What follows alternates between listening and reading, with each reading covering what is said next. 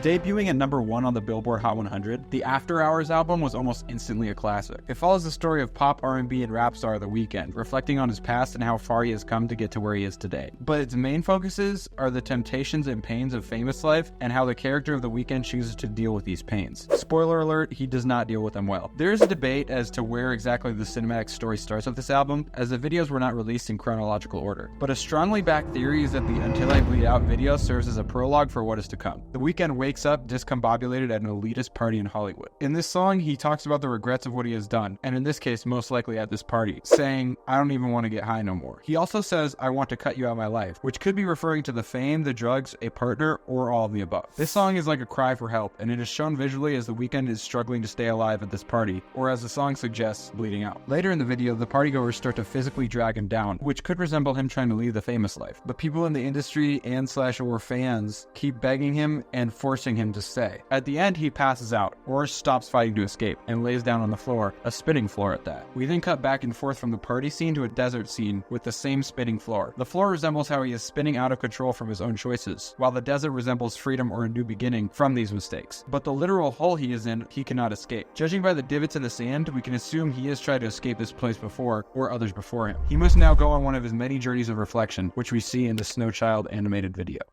The Weeknd wakes up in seemingly the same desert, starts to walk towards a city, and falls into another hole. This leads him to another city that resembles his past and humble beginnings, similar to the message of the song. This city is fittingly filled with snow, as the song title is Snowchild. We also see The Weeknd in a house of balloons referencing his 2011 album with the same name. The video touches on a lot of the temptations the industry has, represented in a cyberpunk-esque world. This animation focuses more on the mixture of lust, love, and betrayal in his past, which is cleverly shown by their use of previous music videos from The Weeknd, like in the Starboy era with the pink glowing cross swords and the Panthers. Overall, the message of this song is about how what were once dreams of being famous and moving to California have now turned into nightmares, and he has to leave the world of Hollywood. This song is a journey of self-reflection, as The Weeknd starts to realize the industry has not benefited him, but benefited from him. He has been used and abused by both himself and others around him. So now he's leaving this hell on earth. At least he hopes he can. The Weeknd starts to burn his money, showing how he's starting to disassociate from the celebrity life. But then a group of bats swoop in and take him back to the same desert that he was at before. Bats often symbolize death or rebirth. I believe here the bats symbolize the industry killing his desires to leave, which triggers a relapse we will see in the next video. The Weeknd walks towards another version of himself with the red jacket in front of a casino and a hotel with the title of the song in bright yellow lights. This red jacket Weeknd then looks up at the sky with a smile that is the same as both thumbnail and the 33-second mark of the Heartless music video.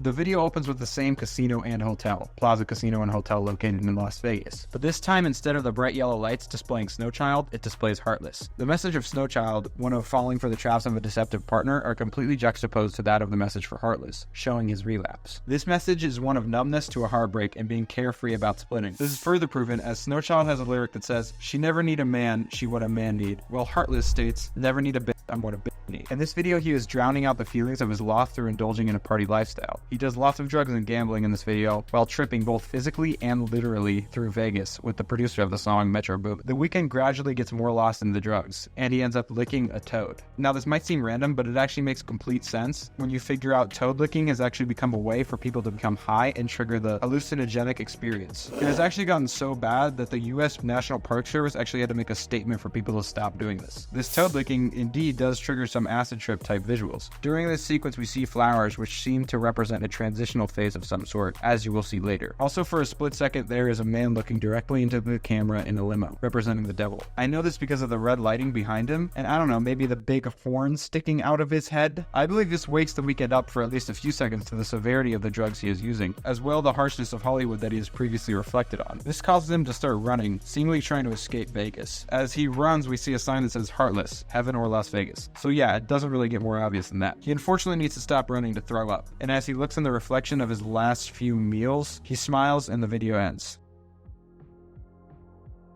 The Weeknd has stated in an interview with Esquire, blinding lights is about how you want to see someone at night and you're intoxicated and you're driving to this person and you're just blinded by streetlights. But nothing could stop you from trying to go see that person because you're so lonely. I don't want to ever promote drunk driving, but that's what the dark undertone is. The music video tells the story as he is so determined, he drives from Vegas to LA in one night. The club location may not make sense, but I believe he is trying to reach the singer at the club who we see briefly in the video. While The Weeknd says the song is about drunk driving, he is definitely on more substances than just a drink here, as we see see more of the same trippy sequences and freaky tongue usage in this video. We see a quick dreamlike sequence of the singer at the club using the Force? No, him floating towards her is probably just symbolizing his love for him and that he is, well, extremely high. He ends up just ditching the car and just running around in the street. The production probably saved a lot of money here because it was literally filmed in the middle of COVID. All the streets were already practically empty. The video ends with The Weeknd trying to get a ride and happily dancing in the street with bruises and cuts on his face from the fights he endured at the club.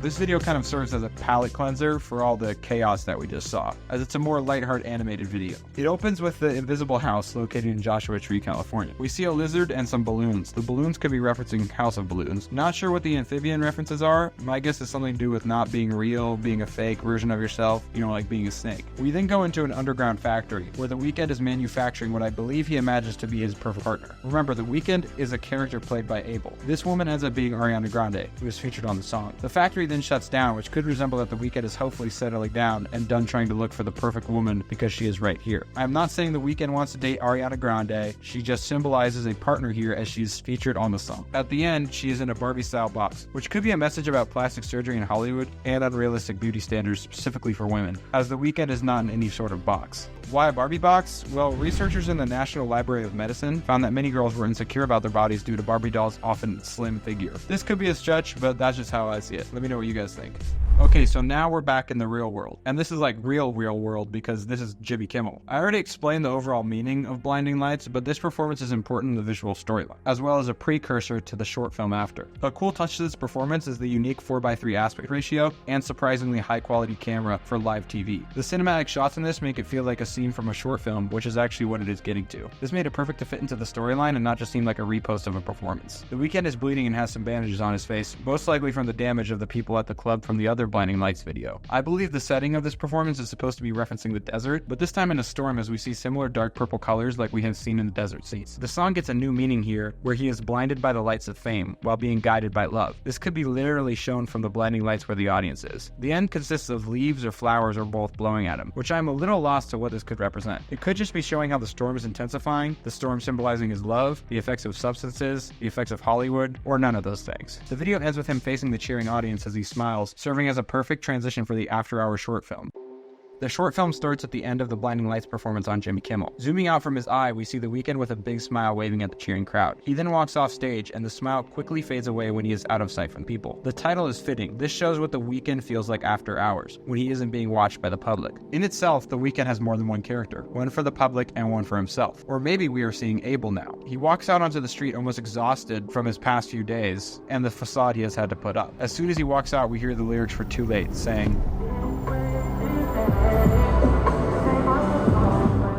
for better or for worse, his music follows him everywhere. Even the guy with the saxophone in the subway he enters is playing a part of his song In Your Eyes, which is the next video in the storyline.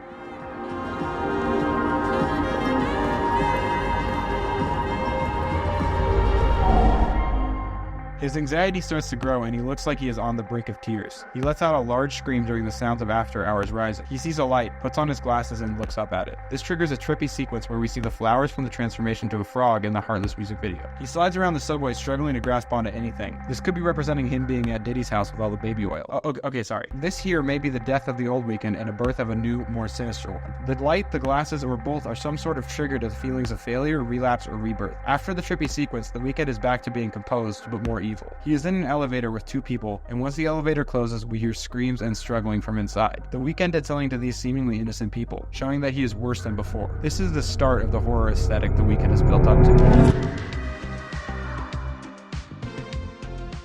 This video opens with a parental advisory warning, which means shit is about to go down. Right after this warning, we see the ending of the After Hours short film, and it gives us more context to what happened in the elevator, as we see the Weeknd raise a knife and seemingly kill the man, but the woman gets away and the chase begins. In a horror movie villain style way, the Weeknd patiently and slowly follows the woman with a knife throughout the city as she panics and runs away. The woman almost seems to fall for the Weeknd for a second, as she looks into his eyes mesmerized, and then snaps back to reality and is running through a nightclub trying to find an escape. This moment of intimacy could mean the woman was one of of The Weeknd's exes, which could explain the murder of her partner. She finds a weapon, a fire axe. As the lyrics state, "I see there's something burning inside you." So The Weeknd could be trying to rekindle the flame, or get her to join him in the life of sin he is now living. But the woman does not care, because boom, she chops his head off. She almost falls into the gaze of just The Weeknd's head, feeling what they may have felt before in a previous relationship. As she dances with just his head in the club, why is nobody alarmed? This may resemble how she is in love with the idea of The Weeknd, but not himself while he is alive, and how she only appreciates him once he's gone. We then see the saxophone guy from the After Hours short film as he riffs the chorus of the song. This is not Weeknd collaborator Kenny G as some have mistaken him for. His name is actually Josh Harp, so shout out Josh. The woman dances until the sunrise with The Weeknd's head. This video leaves me with more questions than answers, honestly, because why did The Weeknd want to kill this woman? Did he actually want to kill her or rekindle a flame? Why was she so happy with dancing around with his man's head, and why was nobody alarmed? Let me know what you guys think in the comments. But overall, I think it is a message about rekindling a flame in a new light. This video isn't even close to the freakiest for The Weeknd though, because this next one, it gets freaky. The video opens on two women driving with typical LA accents, talking about their successful plastic surgery.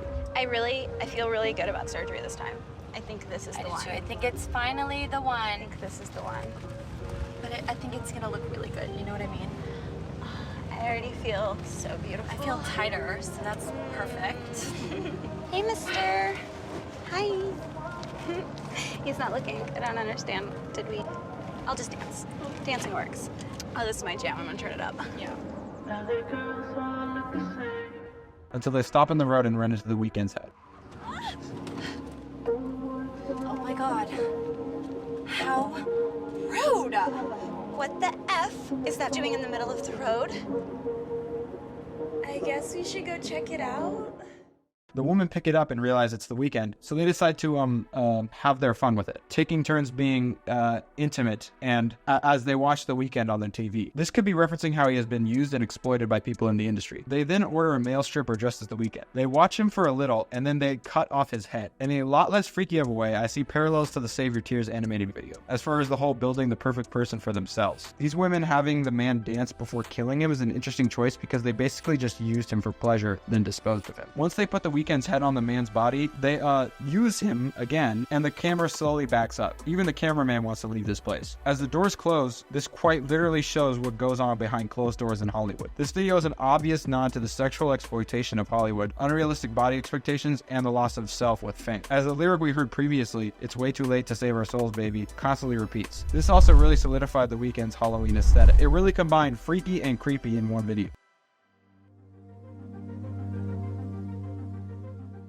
Okay, this time we actually see Kenny G, and he's absolutely ripping it on a soprano saxophone. The Weeknd's face is now bandaged up, possibly from the abuse of the women, or The Weeknd could have been influenced by the women to get plastic surgery. Another solid theory is that he wanted to completely get rid of any part of him that was assaulted by these women, to no longer associate with those events. The Weeknd has told Variety the significance of the entire head bandages is reflecting on the absurd culture of Hollywood celebrity and people manipulating themselves for superficial reasons to please and be validated. Judging by this comment and seeing similar bandages on the women talking about plastic surgery in the Too Late music video, we can assume this is a result of lots of plastic surgery. The first In Your Eyes lyrics he performs at 4th Street Bridge in Los Angeles, California, now take on a different meaning. "I just pretend that I'm in the dark. I don't regret cause my heart can't take a loss. I'd rather be so oblivious." This could be referencing the, what I can only call as sexual assault that took place in the Too Late music video, talking about how he is trying to forget about that awful moment and doesn't want to talk about it. It could also be referencing other sketchy things that he has seen in the industry that he has had to turn a blind eye to because of how scarring they have been. Or if he does say something about it, he might get in lots of trouble. This is an extremely relevant problem right now with all that Diddy stuff. Overall, while the performance visually is stunning with all the fireworks going off in downtown LA, there's not much more here that adds to the overall storyline from what I can see. But the next video is the big finale to the character of the After Hours Weeknd and the After Hours storyline.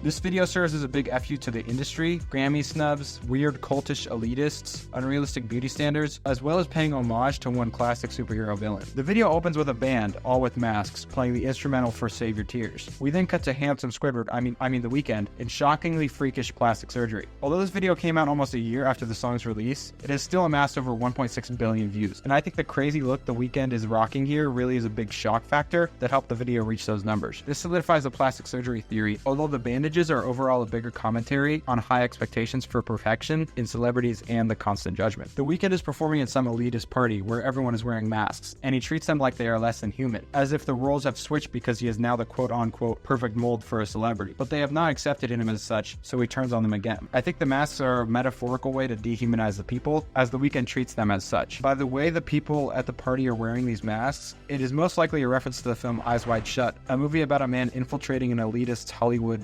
freaky party. While I don't believe the party in this music video is one like that, the masks definitely represent the same type of people who would be at such an event. He even starts to pour champagne on them, which is originally framed as him peeing on them. He then grabs a trophy and immediately throws it away. This is an obvious reference to the Grammy snub, where After Hours received 0 nominations. After this snub, he took to social media saying, "The Grammys remain corrupt." The people in the crowd he is disrespecting are most likely the people of the Academy who decide nominations, or the higher-ups in the Academy that caused the corruption he claims is happening. There is one person unmasked, however, and that is one woman he takes on stage with him. He seems to try and aim a gun at her, but then she ends up pointing it at him as the lights flash. The woman seems very confused, like he was the one who put the gun to his own head. The Weeknd is almost thrilled that this is happening. I honestly don't really understand what this could mean or what this is referencing to, so let me know what you guys think. The woman then lets out a scream as we fade to a much more fiery scene in the same ballroom/performance hall. This is now symbolizing a sort of hell, as he may have been killed, or it was just an artistic transition. But I do want to know where the woman went. He starts to destroy some of the decorations while pointing and fake shooting at certain audience members. He then hits a little jig on stage, points the gun to his head, shoots, and confetti pops out as the audience cheers. This is one of the many Joker references within this video. Another being his face almost being stitched to his head, similar to the Joker from Gotham. I have to give credit where credit is due though. I did not realize any of these references until looking at the Reddit thread for this music video. User I Might Be Obama made one of the best parallel connections which answers at least half of my questions about the girl. I'll just quote what he said. Quote, "In The Dark Knight, Harvey Dent is in the hospital bed and the Joker was there with a revolver. He gave it to Harvey and Harvey put the revolver on the Joker's forehead. The Joker grabbed the gun also with both hands while it's pointed at him, and one of his fingers was on the hammer, so if Harvey shot, it wouldn't work. That was shown here with Abel and that girl." End quote. Also, his overall mannerisms, like dancing around without a care in the world, are reminiscent of many different Joker characters. What really helps this theory is that The Weeknd actually went as the Joker for Halloween in 2019. After this video, we never see The Weeknd look like this again, so all other visuals must either not be a part of the After Hours world or are before the Save Your Tears music video, symbolizing the end of the After Hours weekend. So now you're wondering, how does this all connect to Halloween? Well, one of the best parallels to Halloween that this album has is the constant use of red. Red is a color associated with evil, sin, and of course Halloween. The Weeknd's iconic red jacket that stays on throughout the story, as well as the constant use of blood, reminds the viewer that this is a Halloween Hollywood horror story. During the second half of the storyline especially, the gory visuals are extremely prominent. Also, not to mention all the movie villain references. Like, you can't tell me this is not Michael Myers. What sealed the deal on this being a perfect project for this holiday was the Halloween Horror Nights maze at Universal Studios that came out a little under 2 years after its release. It perfectly encapsulated the aesthetic The Weeknd has been building up to, pertaining to the same themes of the videos, as well as adding new characters like The Weeknd as a lizard. What is this guy's obsession with amphibians? They also did have a maze this year, but it was mostly .fm focused.